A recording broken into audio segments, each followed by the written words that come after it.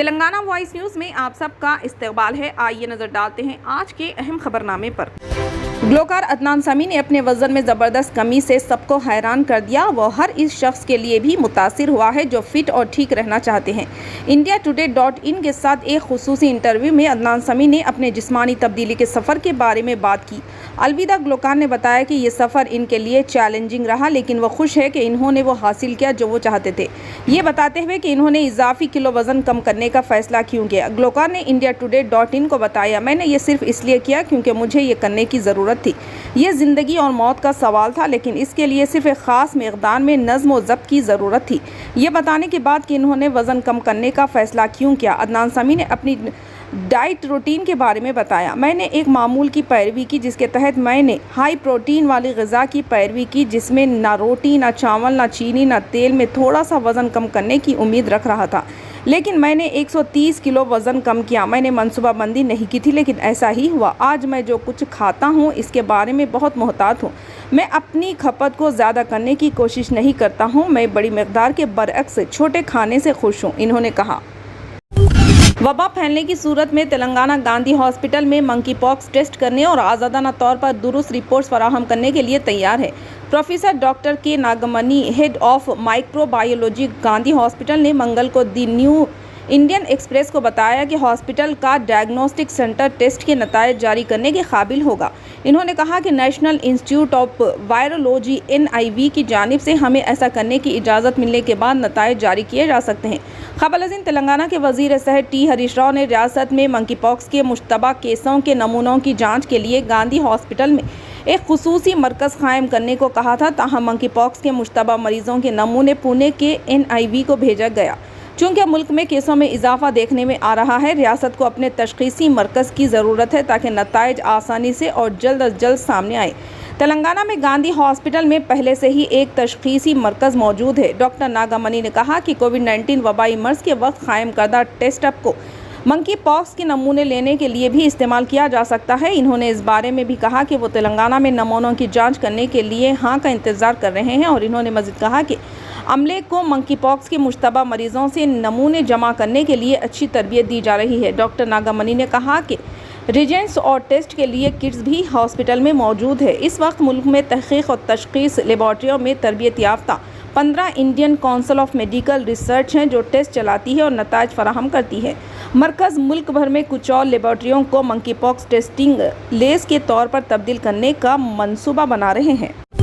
Balanagar special operation team ने शामीरपेट police के साथ मिलकर उड़ीसा और महाराष्ट्र के दरमियान हैदराबाद के रास्ते चल रहे एक बैन रियासती मंशियात के रैकेट का पर्दाफाश किया और मंगल के रोज़ 350 किलोग्राम चरस के साथ 6 अफराद को पकड़ लिया। गिरफ्तार शुदगान की शनाख्त महाराष्ट्र के रविधान सिंह चौहान 37 साला मेन रिसीवर, उड़ीसा के मेन सप्लाई करने वाले नरसिंह माड़ी 32 साला और किरण राम पवार 35 साला, विकास मान सिंह चौहान 43 साला, आदेश शांत कुमार जाधव 22 साल के तौर पर की गई। एस किशन चौहान 36 साल सभी महाराष्ट्र से ताल्लुक़ रखते हैं। पुलिस के मुताबिक चौहान उड़ीसा के मुकामी मंशियात फरोशों से गांजा खरीद रहा था और अपने साथियों की मदद से हैदराबाद के रास्ते महाराष्ट्र के सोलापुर स्मगल कर रहा था। इन्होंने पीर को उड़ीसा में शेरपल्ली एजेंसी के जंगलाती इलाके में एक दूर दराज मुकाम पर 2 कारों में 350 किलोग्राम गांजा लाद कर शोलापुर के लिए रवाना हुए। तेलंगाना भर में मंशियात की स्मगलिंग पर सख्त नज़र रखने की वजह से वो टोल सड़कों से गुजरते हुए शामीरपेट के करीब से शहर में दाखिल हुए। इत्तला मिलने पर पुलिस टीमों ने गाड़ियों को रोककर उन्हें पकड़ लिया। MLA कोमट रेड्डी राजगोपाल रेड्डी ने मजीद कहा कि इन्होंने ये फैसला अवाम की भलाई के लिए लिया है। ये ऐलान हैदराबाद में इनकी रिहाइशगाह पर मुनक़िदा एक मीडिया कॉन्फ्रेंस में किया गया। नलगुंडा तेलंगाना ज़िले मंगुडू के MLA कोमट रेड्डी राजगोपाल रेड्डी ने मंगल को कांग्रेस पार्टी और MLA के ओहदे से इस्तीफ़ा देने का ऐलान किया। इन्होंने कहा कि वो जल्द स्पीकर से मुलाकात करेंगे और अपना इस्तीफ़ा पेश करेंगे। इनका मजीद कहना था कि इन्होंने ये फैसला अवाम की भलाई के लिए किया है। ये ऐलान हैदराबाद में इनकी रिहाइशगाह पर मुनक़िदा एक मीडिया कॉन्फ्रेंस में किया गया। नई पार्टी में शामिल होने के बारे में इन्होंने कहा कि इन्होंने अभी तक BJP में शामिल होने का फैसला नहीं किया है और अपने मदाहों और अहम रहनुमाओं की राय की बुनियाद पर जल्द ही इसका ऐलान करेंगे। इन्होंने इंकशाफ किया कि अगर अवाम ने मुतालबा किया तो वो साबिक़ा हल्के से दोबारा इलेक्शन लड़ेंगे।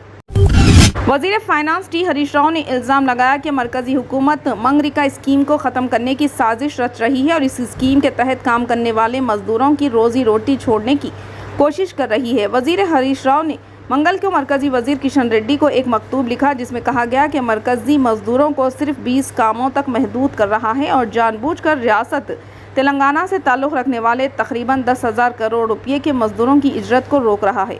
मरकज़ के फैसले से बहुत से कारकुन बेरोज़गार हो जाएंगे और देही इलाकों में बहुत से कारकुनों की माली हालत पर असर पड़ेगा। इन्होंने निशानदही की है।